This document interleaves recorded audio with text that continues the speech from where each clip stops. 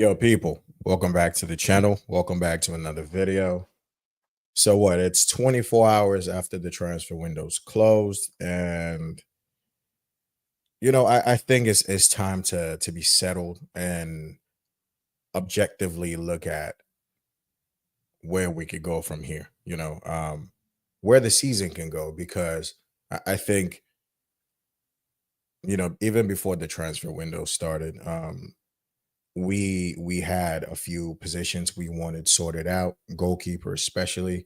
We definitely wanted to see an improvement come in, potentially even one solid center back. Someone who can come in and just have that sort of like Van Dyke effect on this team, or even to an extent like a Thiago Silva effect. Just someone who will come in, be Caldwell's um partner for the long haul, and just see it through, for the season, because we did finish the season very strongly. Um, Won the Club World Cup, so you're expecting it to just be up from there, right? You're expecting the team to just be taking the next step. Which, to be honest, like I don't think we're not going to take the next step. It's just it's felt like a very um underwhelming window, because it's just we had so many things, so many options dangled in front of our faces, and it just felt like someone just took it back. Someone just snatched it back. So that's the part that kind of sucks, right? But when I look at this team as a whole, and I look at this team just from a full picture perspective, like a full picture perspective, did we improve this team? And my answer is yes. Did we improve certain key areas in this team? And my answer is going to be yes again. Could we have even done a lot better? Absolutely. Can we still do better? Absolutely. I think the goalkeeper situation, I think that's the big one that we all keep coming to, because we just know what Sanchez is about, right? He's had a great, 6 months, but he just could just switch it off and revert back to the original Sanchez. So for us, we just wanted to see somebody else come in that will just improve this team even better. Someone who's going to have us in, title charge, title contending positions. And the unfortunate reality is we just never did it. Mike Magnan just never went back for that move.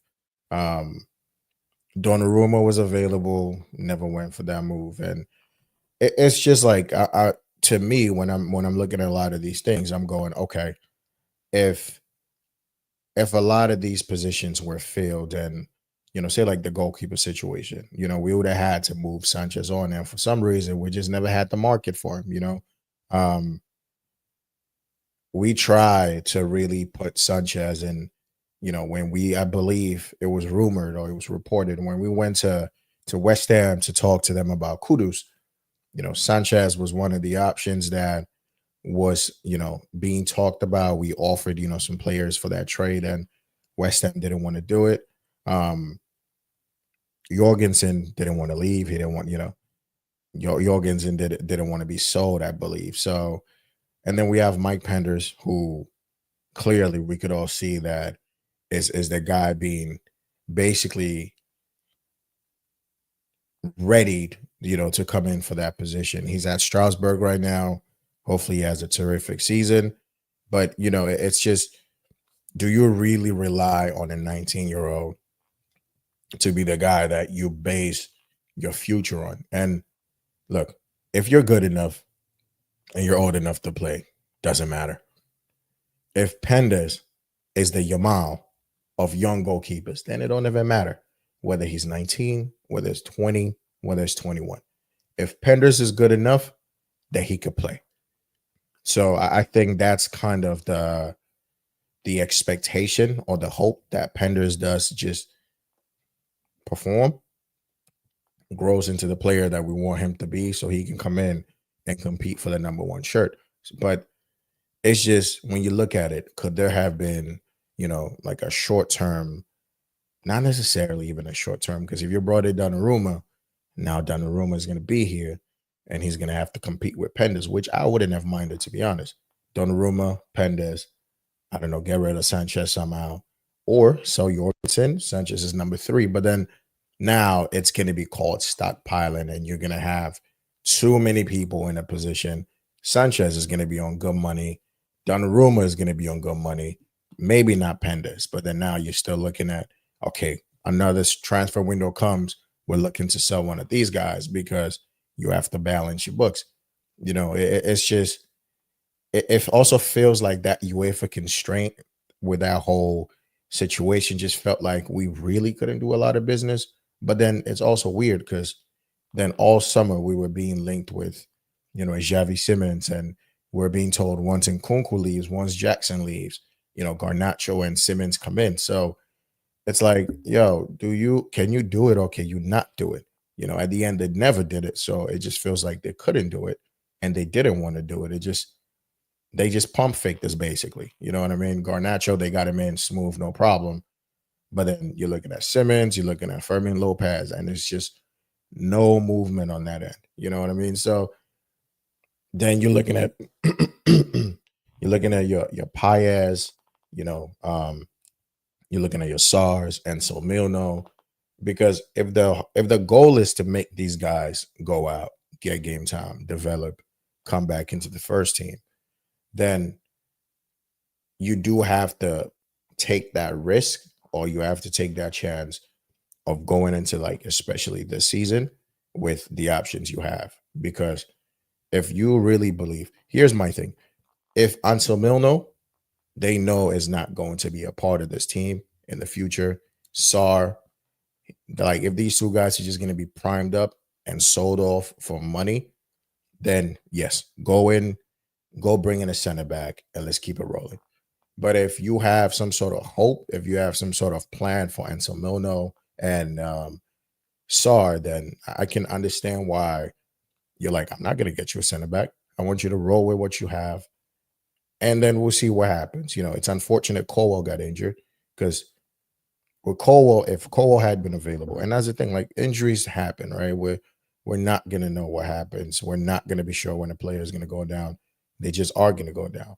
So you bring in another center back, which I would have liked, but I'm just trying to see it from their perspective. You're bringing another center back, plays, Colwell returns at the end of the season, basically. Just give Colwell the whole season to return. No need to rush him back. No need to do even more damage. Let the guy recover to the best of his ability and come back, because I wouldn't want Colwell coming back looking like Rodri, rusty, not up to speed, none of that. Just let him recover, come back. But you're bringing another center back.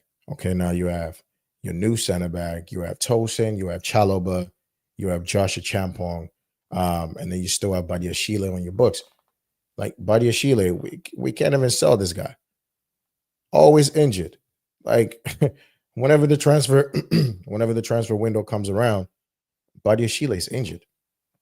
He's moving like Luke Shaw at Man United. Just somehow always injured around that time. So you can't sell him. We can move Disasi on. But like if you had sold Badiashile, all right, cool. You could bring in somebody else, make up that number for Badiashile, because now you're looking at a new center back, Tosin, Chalobah, Badiashile, Josh, and Colwell. So now that's 6. Potentially Hato that could also play, that left center back role. So then do you go into a new season with 6 center backs? Do you have to look? What's good, Joe? Good morning, my brother. Always good to see you in here, brother. Hope you're doing well. Hope you're feeling well. And your week has started off really well, my bro. But yeah, so you I don't know, do you want to run it with 6 center backs and then now you have to start, and that's not even adding SAR and Ansel Milno. So now you got like 8 people on the books. You can't keep all of them happy. You're gonna have to move somebody on eventually. So now the people that are gonna be, in the fire line, Joshua Champon, guess what? You sell him pure profit on the books, then he's already in danger of being sold. So I I kind of see why they're like, yo, find solutions in, but I'm also like, you have to back the manager at the end of the day. This is the guy that got you basically the targets that you set. And actually, he overdid it. He went over the target, got you top four, got you two trophies.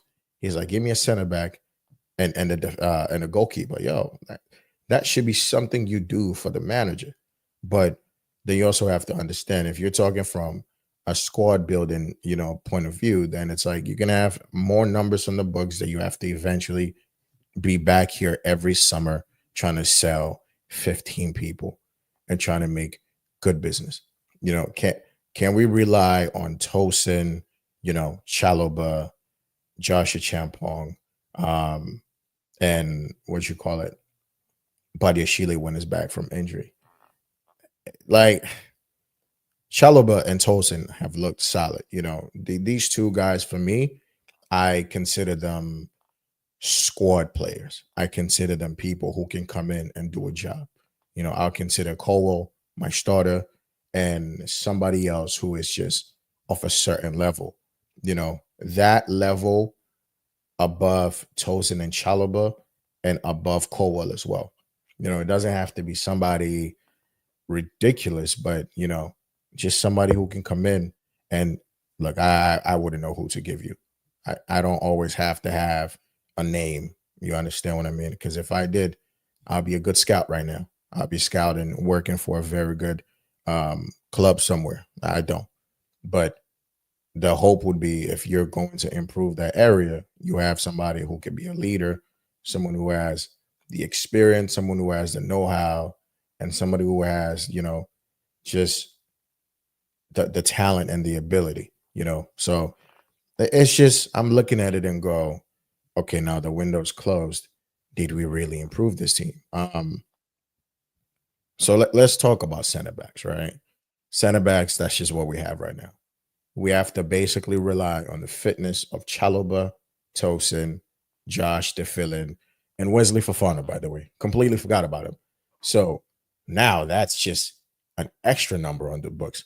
And then next season, you're thinking with Ansel Milano, if he has a good loan, really just kills it over there. You're expecting him to be brought back and challenge for a position in the team. Same with Sar. Looks like someone who does have the potential. He needs a lot more of the game time and the exposure, basically. But it's just it will be a lot to like. Okay, now we have to sell these people. But see me, people like Ansel Milno and Sar, especially with all these other guys we have, it just feels like a matter of time where if they just don't get an opportunity with Chelsea, they're getting sold. That's just the reality. They're gonna get sold. Yeah. So you look at the center backs for the season. We have Fafana, we have Chaloba, Tosin, Joshua Champong, and Badia Shile, who's still recovered. So that's five options. You could throw Jarrell Hatto in there. That's probably six. Would he will Hatto be the guy who gets center back minutes? Doubt it. I think he's been brought in specifically for that Cucurella, backup role. But you never know. Our manager likes to, tweak things. He likes to try new things. I'm all for it. Fullbacks, we're set. You have five center backs. You have two fullbacks, left backs. You have two right backs. So we should be fine, right? The way we defend as a team, we have a very good structure. And we have players, especially the midfielders, that could do a really good job. You're talking Caicedo, who for me is the best defensive midfielder in the league right now. One of the best in the world as well. But in the league, bro, he snatched everybody's chain. The guy performs on a consistent level, week in, week out. Just gets about his job, does his business. You give Caicedo a card, all right, now he's going Super Saiyan. That's just Moises for you. You got Andres Santos, who could play a role. Could play in the 6, could play in the 8. You got a Sugo, Caicedo's cover. Can cover in that role, handle business. We still have Lavia, who's going to be fit soon enough. Again, Lavia's injuries, man, it's just tough. because when Lavia is in this team, you just feel that difference. You just see this team plays better. This team just performs. And then you got Enzo Fernandez. So we defend really well. The structure's good. Midfielders, come back and do what they need to do. Your wingers, your Netos, you know, even your Estevas, you on the defensive side of the game. You see them grafting, you see them putting in the work. So would it have to be, the names that you're looking at now? The names don't have to be flashy as long as they defend really well. We in the last 20 games or so, if I'm not mistaken, we've won about 17 of them, lost only two, maybe drawn one, if my math is right. So we are on a good run of form as well. We've built that consistency from last season, and it just feels like the guys are more locked in. So you have enough numbers in defense, but it doesn't scream like your Saliba, like your Saliba, your Gabriel. Like even with Arsenal, you look at Mascara that they got. He looks very solid as a defender, and for that kind of price, it's like, mm, you know, you probably could have done with someone like that, but you're not getting a Mascara when you have a Fafana who's fit, but for how long? But I'm assuming from just a squad building perspective, it's just they don't want to have a lot of these guys on the books, but it's just it's interesting, right? But the midfield solid. We improved the midfield. We got two guys in. Santos, of course, bro. Santos, Asugo came in, handled what they did. And then on the left wing options, you see that's where it gets very interesting because I like Gittins. I like Gittins. Yes, I'm wearing the third kit. That's what I'm wearing. See, I have one of these. When you hold up, let me show you this. See, when you have one of these world champions, you know what I mean? Ghost world champions. Yeah, this transfer window was actually crazy. But that's the thing though. The Prem is one of the leagues that it's just appreciated everywhere, and that's just the Prem is just the Prem. It's very competitive. It's very tough. It's exciting. It's got everything. It's got everything. So everybody wants to be here. But our left wing options, it's like I rate Gittins. I think Gittins is gonna come. He's gonna be good.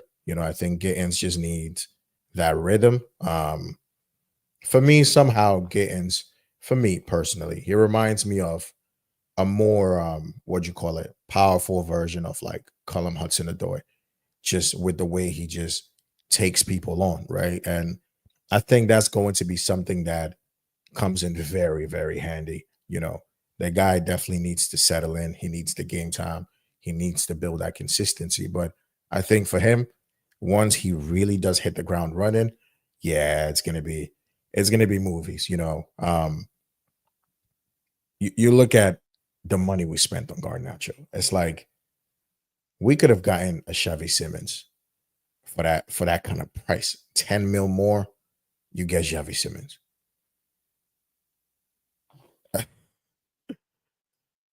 Hold up. I got something for you. Let me show you.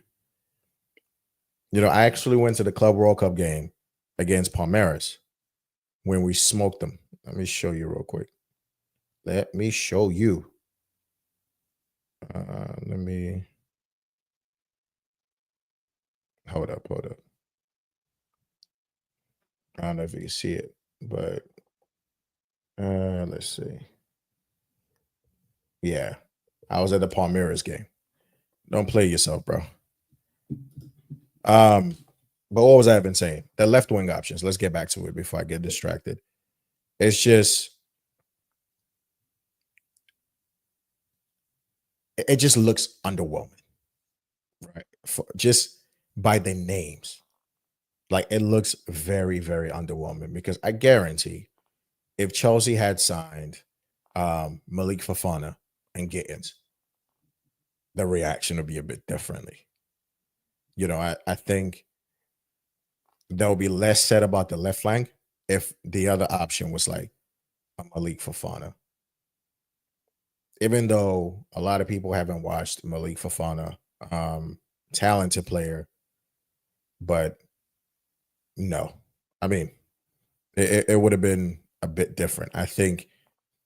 See, Garnacho is for me. I've watched this guy a lot, and I have to even admit, it's not good. It's not good enough. You know, like even as a Chelsea fan who watches some United games, and when I watch this guy play, I'm like, bro, you give you frustrate me, man, and I don't even support your team.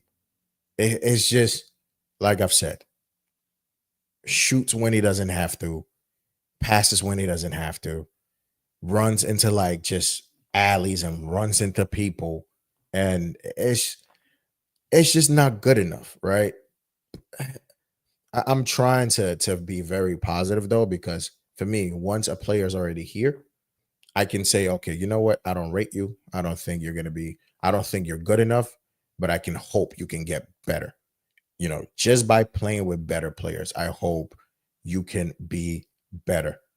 You can go up that level. You can be more focused now. You can be more, involved now. You can be more motivated. If you weren't having a great time at your previous club and you've moved somewhere different, now you should be motivated to actually show people you could be better than that, that you are better than what you were, where you were at. You could show your new fans, your new supporters, the new people you play for, your new employers, that you know what, it was a situational event, isolated. It's just I didn't have a great time here, but I'm here and I'm ready to buckle up. Does he have room to grow? Everybody does. He's 20. So you can't just cap him at being a 20-year-old. I think that would be very disingenuous. Even if I don't rate him, I go, okay, you know what, man? You can you can be better. Big up, Daniel. What's going on? Thanks for coming in. Thanks for showing up in the chat. Thanks for supporting the channel as well. Sub to the channel, like the video, people. But even with Garnacho, you could be like, okay, you know what? You're 20.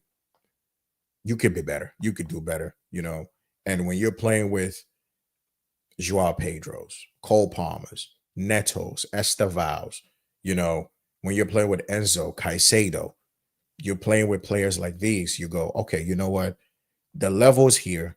The level where I came from was like all the way down here, but I've moved into a different situation where everybody just looked like then. Okay, let me do better. Let me take this seriously. Let me be locked in. Let me try to improve certain aspects of my game. You know, I have the opportunity now. You can improve your shooting. If you want to be a better shooter, you have to improve your shooting. You have to do shooting drills. You want to improve your goal scoring. You have to learn to get into better goal scoring positions. You have to make very intelligent runs. You know, you just that's just with everything you want to do. You want to be better at something, you have to put in the work and be consistent. You want to be able to, I don't know, bench 300 pounds. Guess what? You have to train yourself to get to that point. Just because you can't do it now doesn't mean you can't do it at all. You have to train your body to get to that point and do what you need to do. I don't trust. Listen, bro. When they do the right thing, I praise them. When they do the foolishness, I'm just kind of like, yo, you did all of these good things just to take it back with like some few, well, actually, a lot of terrible, decisions. It's just with these guys, it's I called it. What did I call it? I said it's a social experiment or something. I think they just keep playing with us. They genuinely keep playing with us because I don't know. I feel like they want to see how much of their foolishness we can really take. I really think they'd be like social experimenting on us, to be honest with you. But they should get sacked, to be honest. Yeah, they should get sacked. It's just they look like look at Barta, bro. Like real talk. Look at Arsenal sporting director. Look at the window he just had. Like that's a sensational window, and you can't even front. That's a great, good window. You get one of the best goal scorers in Europe, Gyökeres, who, by the way, is not Bert's fault. Gyökeres is looking like he's playing in Timberlands. It's really not. That's just what it is. This is welcome to the Premier League. But you went and got Gyökeres. You signed Eze. You got Hincampie. You got the youngs the center back I just mentioned his name. I just forgot his name again. Mascara. Who else did they get in? Um, you got Noni. Okay, not a lot of people are gonna be really rating that move, but you did get Noni in. Who else did Arsenal get? But you get my point. He went out and got some good players, really good players. And look at Liverpool's transfer. It's you know what it is about Liverpool. See now, you can understand and from a perspective of like they won the league recently and they hadn't spent a lot of money. Liverpool had the chance to do something like this. They had the opportunity to just go in and just do something like this. So they already had money. They've sold well as well. And now when you're champion, like let's keep it a buck. When you're prem champ, you can attract more people. You can attract the likes of Isak. But maybe Isak has always just wanted to play for Liverpool as well. So now they have that success. They've won the Prem. Now they've just gone and just strengthened. Isak, Verts. I mean, you're breaking the English transfer record twice in the same window. Yo, that's just disgusting. That's nuts. You got Ekitike for 95 million euros. Frimpong. Just Mamardashvili was bought, I think, time ago, but he came in. They got the Leone guy. Bro, they have improved, but that's what your sporting directors are supposed to do. But for some reason, ours, they can when Stanley and this guy can never, they can never do the deals with the magnitude of Isaacs. It always has to be a Bali and Bowley going in to seal these deals. Look at the Enzo Fernandez situation. Igbali and Bowley had to go close it off. Caicedo, they had to go close it off. Lavia, the owners had to go close it off. It's just like I think our sporting directors, the kind of deals they can do are like the smaller deals, man. Like the Garnacho deals. Those are the ones they can comfortably close because, nobody else wants Garnacho. Well, I can't even say that because a lot of teams wanted Garnacho. But once he said, I'm coming to Chelsea and that's it, yeah, it just helps them. Because I guarantee even if Garnacho had other teams he had to pick and he was looking at those other teams, they probably can't even close that too. So they just feel and look incompetent. But I don't know, man. Because look at Joao Pedro. Even Sam Jewett, it was the one who brought Joao Pedro, not Win Stanley, not Stewart. So 6 years, more of this. I guess we just have to buckle in, bro. We have to buckle in and be ready because it's just, yeah, we're going to be in for a ride, But I look at the team also over the last 2 years and I go, okay, this team is at a good place where they can go and perform, right? They can perform. And I'm looking at this squad and I'm going, okay, you know what? I'm looking at every other team. I'm looking at their business, how it hasn't really translated, right? I'm looking at the big names, your Gyökeres. Look at your Verts. First couple of games, he's not looked like he's ready for the Prem, you know. Um, nah.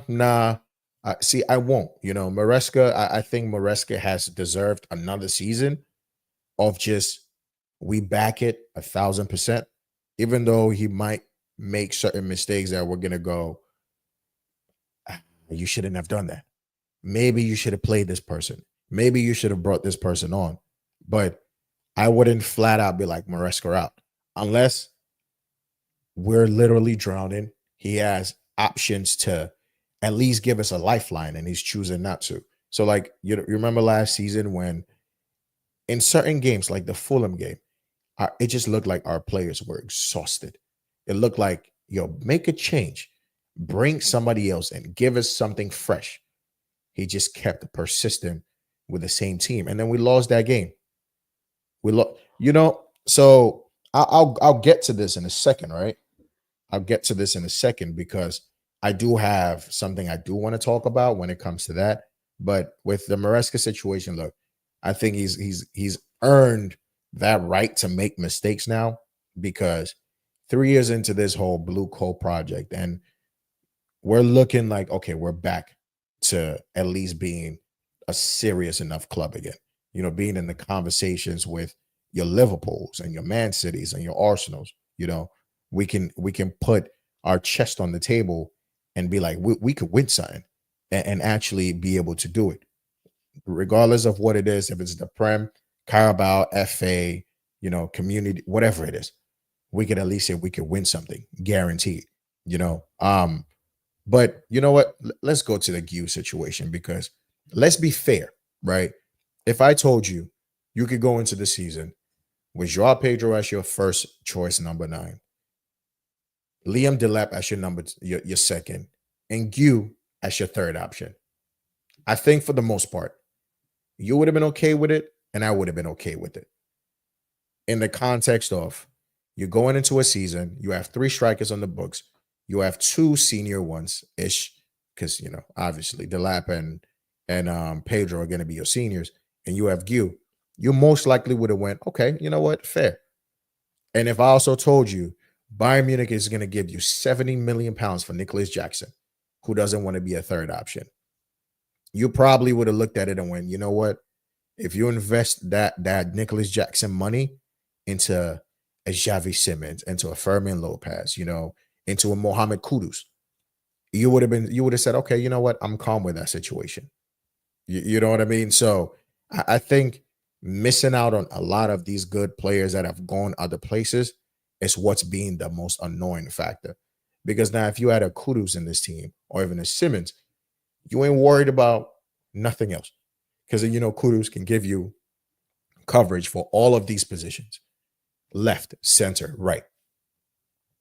Hell, if you wanted to run Kudus as a false 9, probably wouldn't be the best, but you probably could have did it anyway.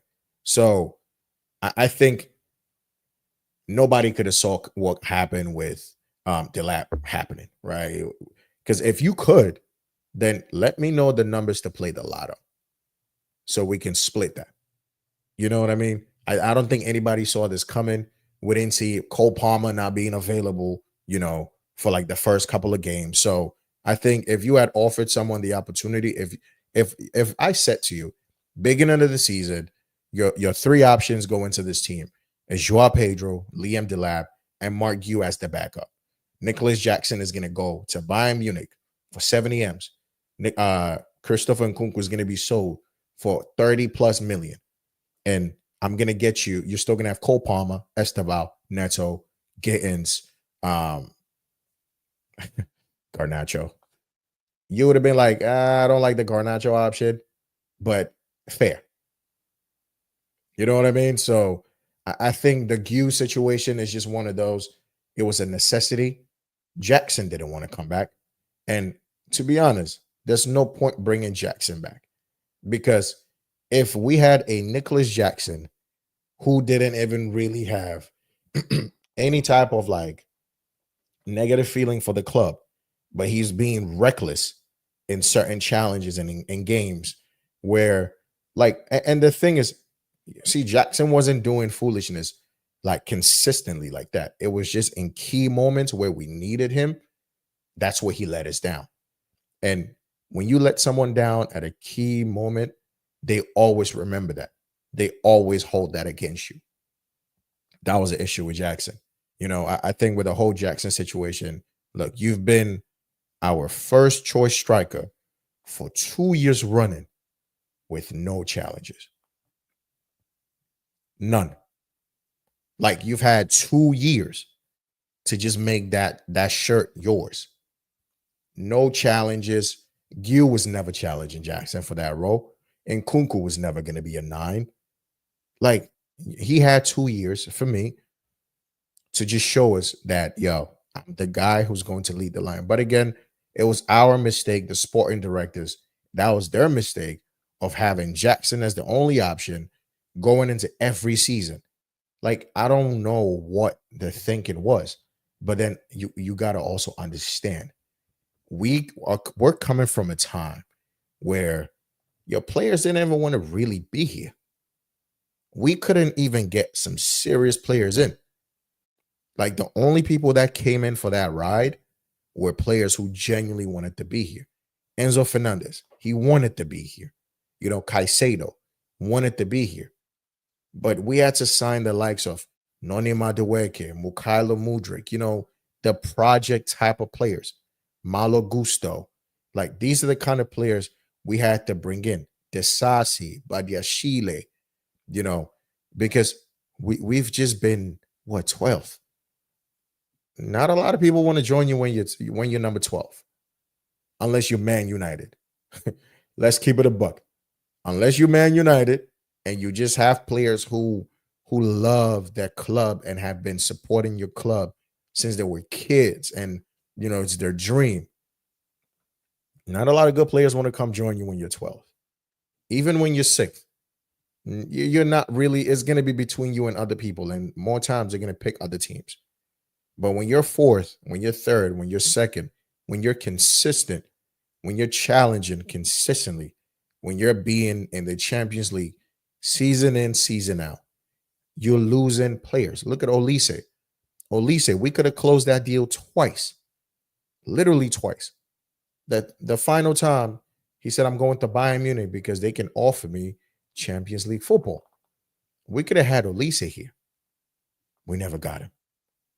We could have had Kudus. Never went in for Kudus again. Literally both times we agreed personal terms with him and we just left it.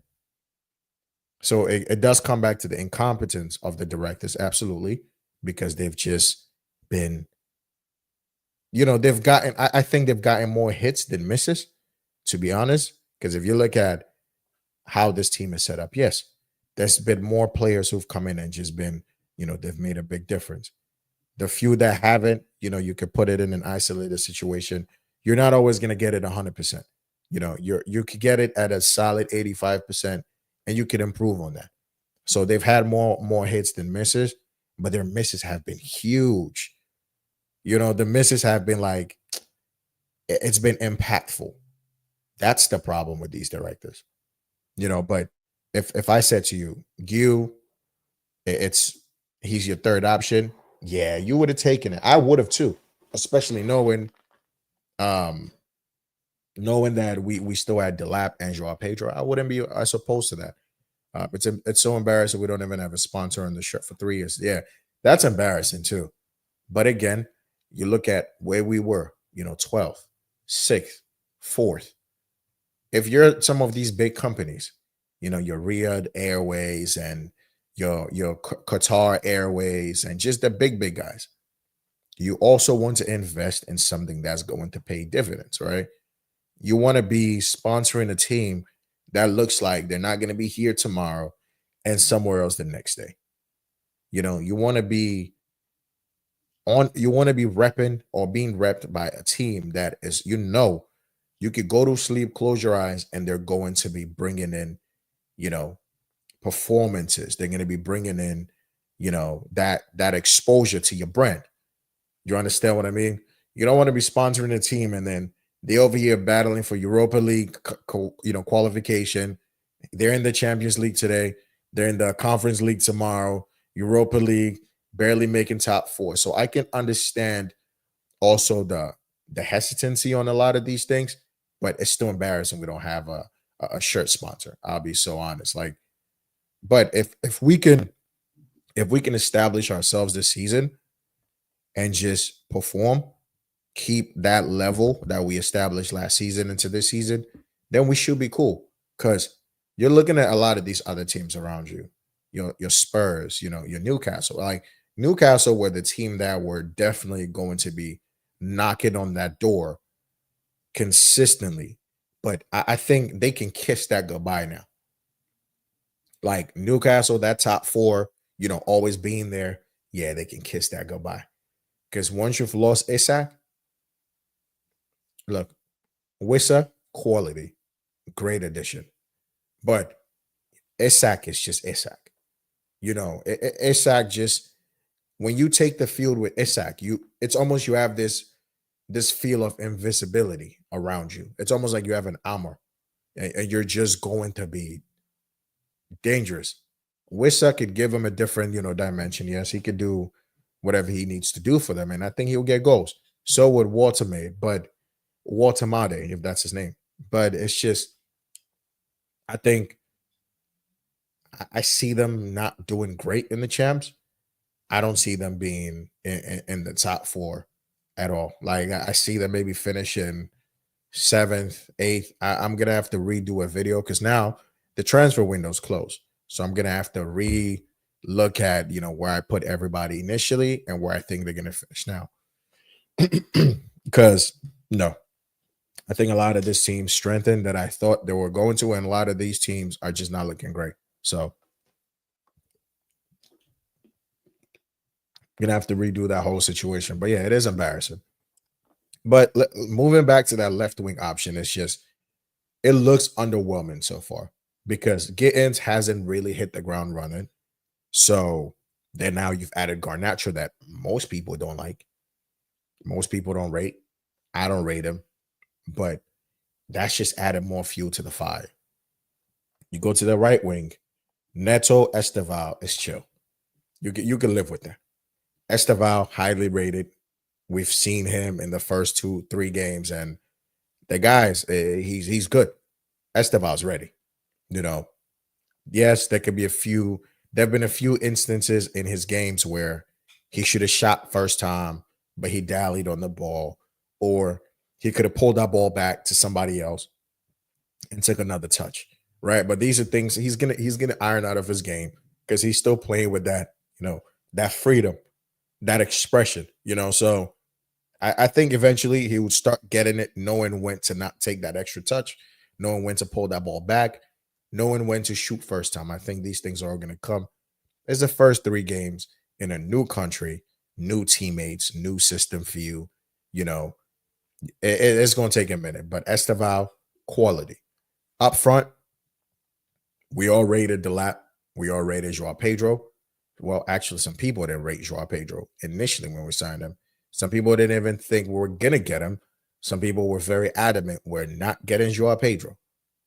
And guess what? We got Joao Pedro. And he has been a breath of fresh air. Like, offensively and defensively, it's been second to none. The guy has given us so much. He's legit given us everything you get from Jackson, the hold up play, the intelligent passing, the touch, the technical ability, but also what he's added is the finishing. He's just added that link up play. He's just added that intelligence. Bro, the guy has just made our lives. He's made us believe again, So him, Delap, unfortunately, who's going to be out for 2 months, let's just say 3. Look, if you could keep Gil and Pedro just, sharing minutes here and there, let Delap, get back to sharpness, full fitness, then we're good again. Because for me, if Delap was going to be out, I threw out names. I was like, yo, go, especially if you're selling Nico for like how much you selling him for, go get me like a Wissa, man. That was my choice. Because if anything, since we're not getting a Fermin Lopez and we're not getting a Xavi Simmons, you could just always drop Joao Pedro in that 10. He looks good in the 10, plays excellently in the 10, could play as a number 9, drop him in the 10, and your strikers could be Delap and could be Wissa. Everybody gets minutes, everybody eats. You could legit, you could have had a team. Again, some people were like, why would you go spend 60 mil on a Wissa? I mean, look, if you need to spend 60 mil on a position you really feel like you need, then you just have to spend the money. Yeah, we spent 40 mil on Garnacho that we didn't rate. Yeah. But Wissa could have came into this team and added something to this team. Yes, the money would have been. Let me see how much Wissa was actually bought for. I think it was up between 50 to 60 mil, if I am not mistaken. Right? Yeah, 55 million package. Okay, cool. You sold Jackson for 70. You're not signing Furman. You're not signing Javi. Okay. Don't bring back you. Let you, go build his get his loan and whatnot. But if we really needed that coverage for now until when Delap was back, and look, if Newcastle was still not gonna sell, Isak, and they were just gonna run it with Isak and Watamade, then that's who I would have wanted. It's really that simple. That's just who I would have wanted. 55 M's, you get a 70 from Jackson. Cool, you've already improved that area. Someone who could score you goals, give you all that stuff that Jackson gives you again. But now instead of spending the because again, Javi was gonna cost us 51 anyway, if you wanted to sign Javi. Furman would have cost you more. So you could have killed two birds with one stone for me, had someone who could go into that striking position in Pedro, and he could play the 10 as well comfortably. You run it with just two strikers, Isak. I said Isak, Wissa, and the lap. Yo, you cool. No need to bring you back. Let him go get his minutes over there, and then you just see how it goes. But again, it all comes down again to who do you have to sell again next summer? Because now you have four strikers on your books. You have this person. You got to sell this. You got to sell that. So for me, Gil would just have to do till the lap comes back. But yeah, it's just unfortunate. My problem with Blue Co, and I don't like this model and the multi-club, all that nonsense. See, the multi-club situation, right? In the capacity, Chelsea have always had a multi-club. We just never owned them. Like you looked at Vitesse.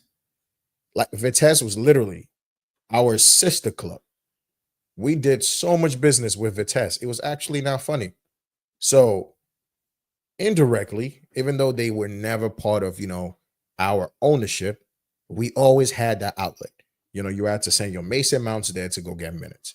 Your Nemanja Matic had to send him there. Did Broya even go to Vitesse? Maybe not. But we just always had players that we could send to Vitesse to go and develop. I think the multi-club, it's beneficial. People say it's like a loophole. You're able to buy this player, send him to Strasbourg, but it's under the same, ownership. And it's just, I don't mind it. The bigger teams have it. Man City do it, other teams do it. So we might as well be able to do that. I don't think it's a bad thing. It's just like look at you're able to send Andre Santos to Strasbourg.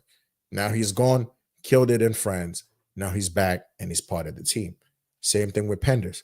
We're hoping he goes there, he does what he needs to do, and then he comes back and he hits, the ground running. So it's not a bad thing. You know what I mean? I think here's the situation. If we had this front of the shirt sponsor sorted and we had close to the team that we wanted to see, a lot of these other intangibles wouldn't really be a problem right now.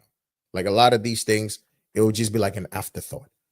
But because we just haven't really done what we need to do, all these other things are very annoying. And I feel you, man. Daniel, I hear you. I feel you. But like the model, yes, it gets to a point where you got to do more. You have to do more. You have to feel, yeah, it has to feel like you're being more ambitious. You have to make more ambitious moves and you have to actually follow through. Even with the Buonanotte situation, right? Buonanotte is not a dead player.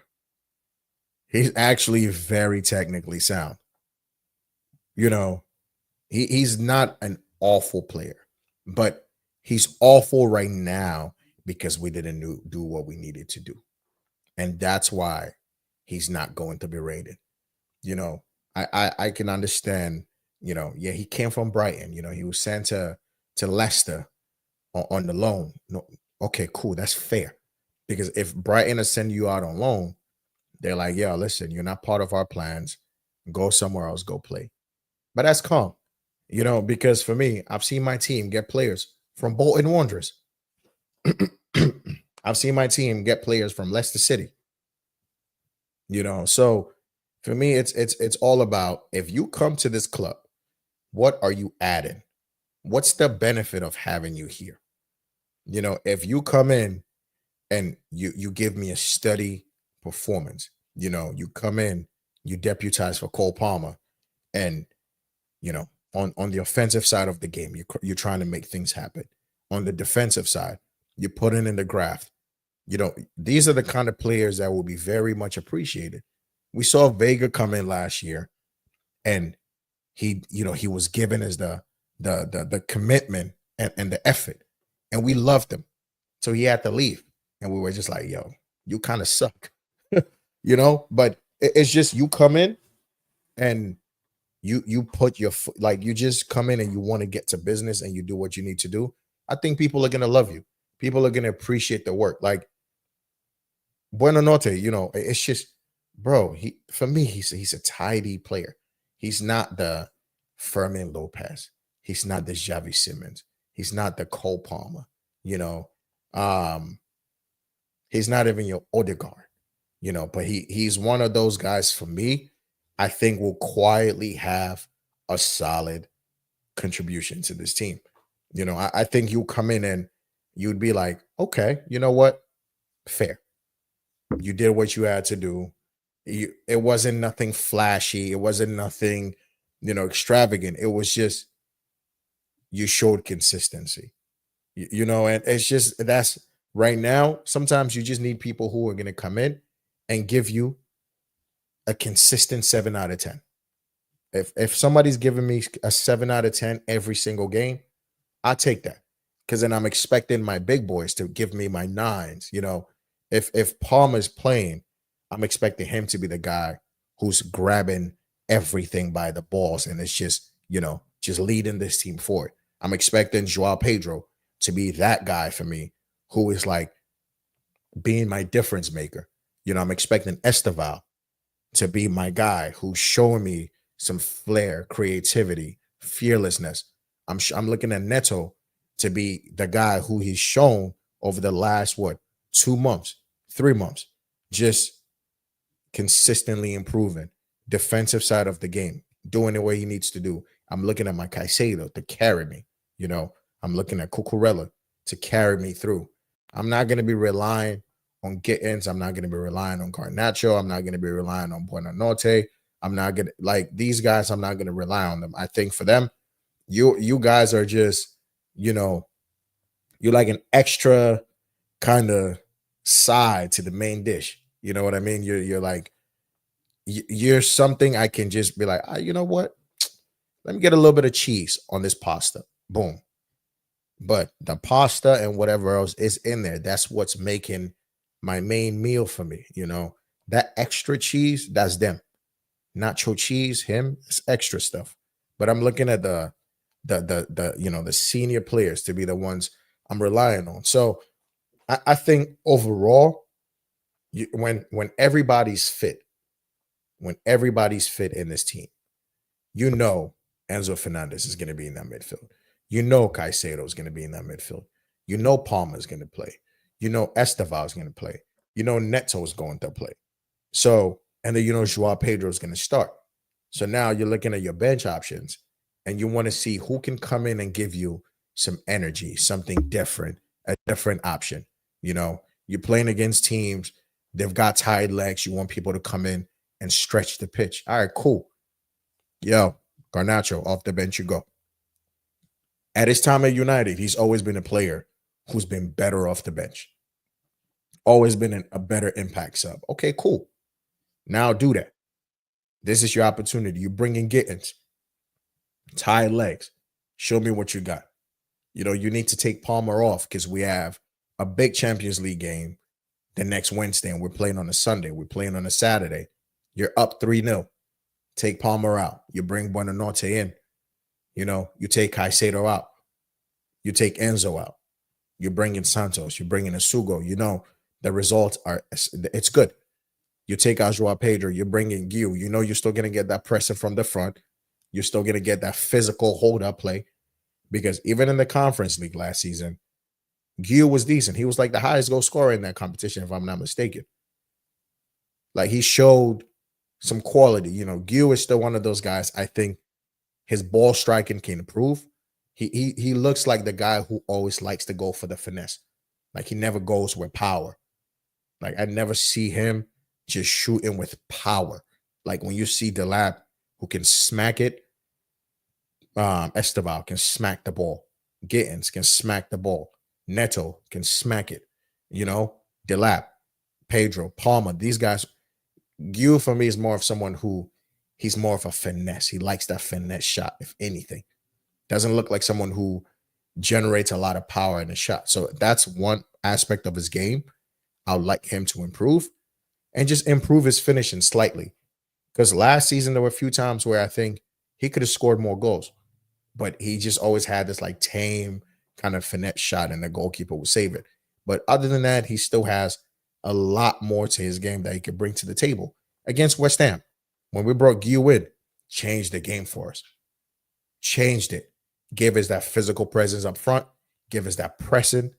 It's just him, Neto came on, and they gave us a different outlet. And then he got injured in that game. So we had to run it with Neto for a couple of months, you know, and that's why I can understand people saying, oh, you know what?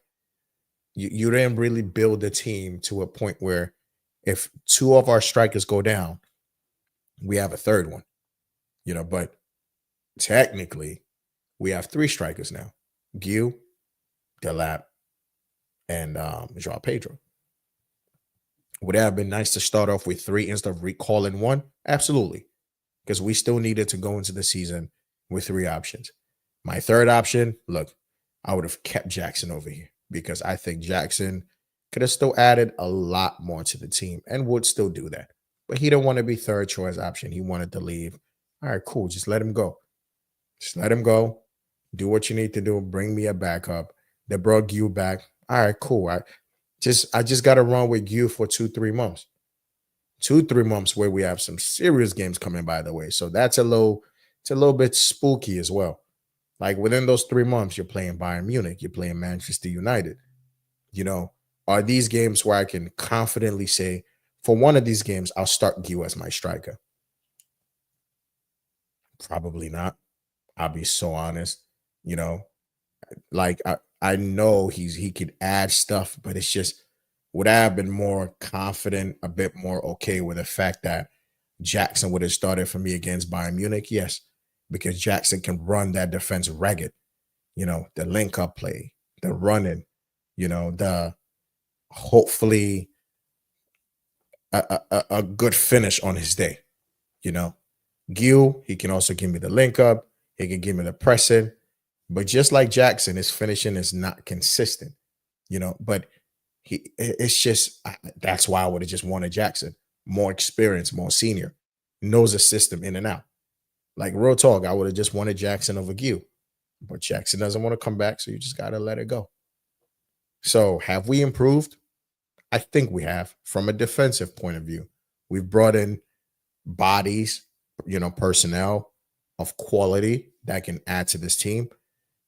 The level or the extent of that quality could be limited, but have you brought in someone you can plug and play? Yes, you have. Is it the name we wanted? No, it's not. Could it have been a lot better? Absolutely. It could have. But can you at least get a tune out of some of these guys you've brought in? I think so. You know, Maresca's a good enough coach. He's improved a lot of players. Enzo Fernandez, for the biggest example, look at Pedro Neto, going up another level. You know, look at Caicedo. Caicedo was always a goat, but like now he's gone up enough another level. Look at Cucurella playing some serious football now. You know, look at Chaloba playing locked in now. Yeah, still has a few mistakes in his game, but he's improved. Tosin improved. Tosin wasn't really, he was free and people didn't really see his benefit or his use. But Tosin, he's looking solid. Look at Gusto starting to slowly get back to that form that we saw from Pochettino season. So then you're looking around this team and you're going, okay, you know what? A few people have been improved, and can you improve the new guys that have come in? Absolutely. Now we know for certain games you want to take Cucurella off. You could play Hato, and you can confidently say, you know what? He's going to do a job. He's going to do a job. Josh Champon can come in, and he's going to do a job. Tyreek George never got his move to Fulham. Can he play up front? You could throw him there. Would he get you a lot of goals? Nah, but he could give you a good moment. Fulham example, good moment, brought us back into that game. Is he really a striker? Nah, not really. But can you plug and play till your big dogs come back? Yes, you can. Do I still see us finishing in the top four? Absolutely. See, when Colwell before Colwell went down, I was so sure we could challenge for the league, like actually challenge for the league, because I just felt the balance between him and Tosin and just how everybody was just locked in. I believed strongly we could actually go and challenge for the league and even win it. Without Colwell, for me, it takes away a lot of that belief, because yes, one player can really he really can make the difference. You're looking at Salah making the difference time and time again for Liverpool. Yes, you have your Van Dijks, but for me, Colwell was going to be so key to everything we did, because the guy he just looked ready for that next step. Like from the back, he was not putting a foot wrong. He was becoming a leader. He was becoming dominant. There was a stat that Colwell hadn't even lost an aerial duel for time. I think you guys remember that. Aerially, he was dominant. Like he was locked in, yo. So for me, that definitely was going to be a big game changer for me. But now that he's not available, and now we ain't got Delap as well, because for me, Delap was also going to be that, nice addition, especially attacking wise. Give us a different dimension, give us a different outlet, give us something just we don't have in this team. He's out for 2 months. So now, realistically, do I think we can still win this league? Now with the business Liverpool have done. See, now for me, if Delap was fit and Colwell was fit, I'll still say we challenge Liverpool for the league. But you take two key players for me out of this team, and I'm looking at what Liverpool have. Yes, they didn't get Gahey. They still have to run it with Konate and Van Dijk. They have Joe Gomez and Leon. But it's going to be, Liverpool are going to win a lot of games with their attack. And that's the thing. Their defense is also very solid as well. Let's not forget that. Even if Konate is not having a good game, Van Dijk is always going to be there. Allison is always going to be there. Now you've added Szoboszlai as a fullback option. Your midfield, Graf, McAllister, Verts, even though he's not playing well right now, he's still there. Now you've got Ekitike, who's playing well. Salah, who cannot play well but still get goals, key goals. He's going to make a difference at key times. Now you've added Isak on top of this bullshit, and you have Cody Gakpo. Nah, bro. You can't. I'm sorry. They're clay favorites, like clear favorites. But it's not always going to be smooth sailing. We've seen that kind of window before at our own club. You remember that summer when we signed Havertz, Werner, Ziyech, Thiago Silva? You guys remember that, right? And did we also sign Chilwell, I believe? Oh, we signed Chilwell the season before. But that was that window. And we thought, we were going to be the kings of England. That Ziyech from Ajax was a serious player. That Timo Werner from Leipzig, 2 30-goal seasons back to back. Kai Havertz, the best young talent in Germany at the time. Thiago Silva, one of the best defenders this game has ever seen. Yeah, we thought we're gonna be the dogs, man. And yeah, we did win the Champions League, but these guys just were underwhelming to be honest with you. And so far, of Liverpool signings, the only one that hasn't really like hit the ground running has been Vert. Because even Frimpong has been okay. Ekitike has been great, you know? So it's just, yeah, man. They're for me, they're the favorites. But if we had Cole, we had the lap with our midfield, with our attack, with our winger options, and if we had signed either Xavi, Furman, or even just running with what we had, I would have been comfortable. But it's just not what it was going to be. So look, what are the expectations now? I still think we still challenge to a capacity to a certain extent. Not don't think we can win it this season. But definitely Champions League. I expect us to you know be the underdogs again to surprise people. At least like the quarters, you know. But again, Chelsea in Champions League, we're never favorites, are we? So it could work out for us well. We're not favorites this time around again. Liverpool are massive favorites for the Champions League right now. Real Madrid are always going to be favorites.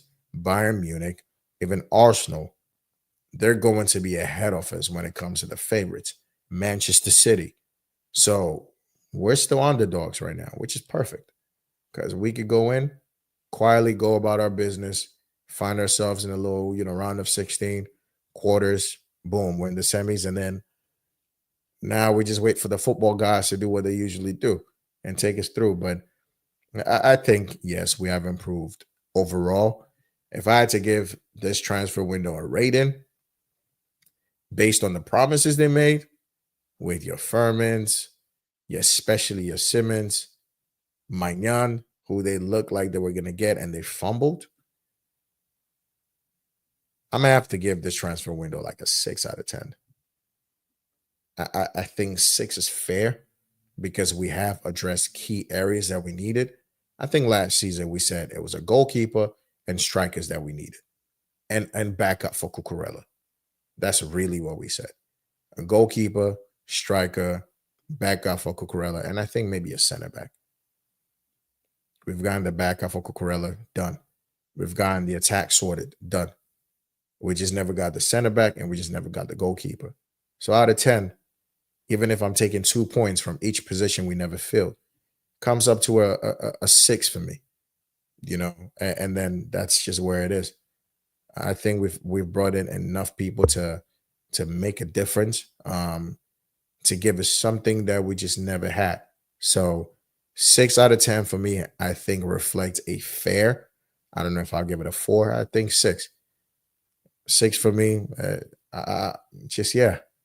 It's not encouraging. Yes, it's underwhelming, to be honest, but I'll still give it a 6, man, because I think this team still has enough to win games, right? We still have enough, especially against the big boys. We should have enough to go toe to toe with the big boys. We should have enough to be able to contain the smaller teams. We should have enough to hold our own.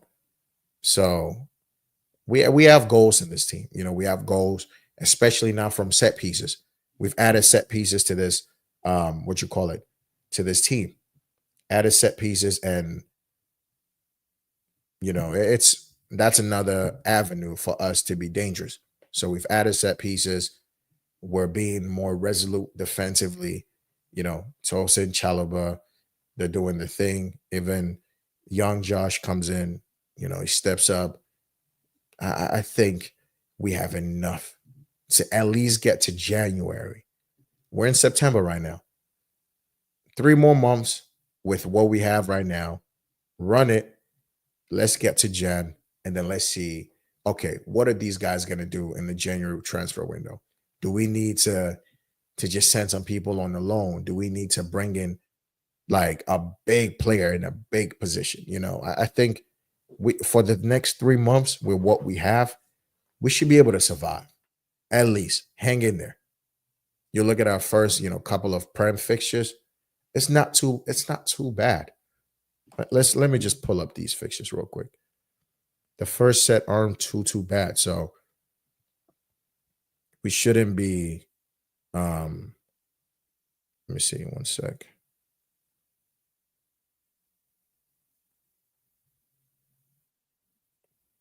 So we have Brentford, we have United, we have Brighton, we have Liverpool and Forest. Damn. Well, damn. Okay. Um, damn. Okay. So next game against Brentford away.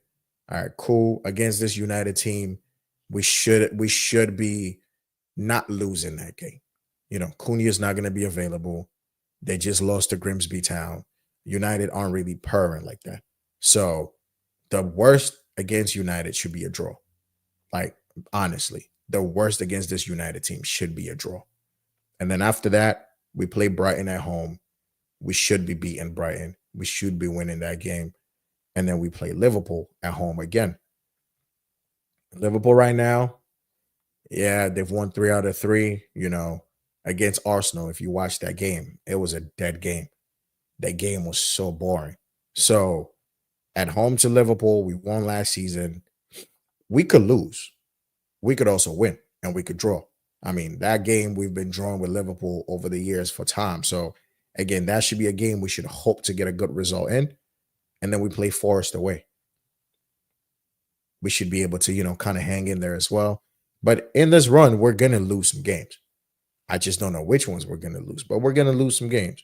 And then we have Sunderland, and so September, October, these are the runs. The lap is going to miss all these games. By November, the lap should be getting back to fitness, and then we should be good. And once Palmer comes back into this team, I think we should be creating a lot. I'm expecting goals from basically everybody. Caicedo, Enzo, Palmer, Esteval, even you. I'm expecting you to be at least getting me a goal somewhere. Joao Pedro, Gittins, Garnacho. Like, I'm expecting these guys to contribute on a certain level. Neto. Like, I'm expecting people to come in and contribute. So, run it with the next 2-3 months.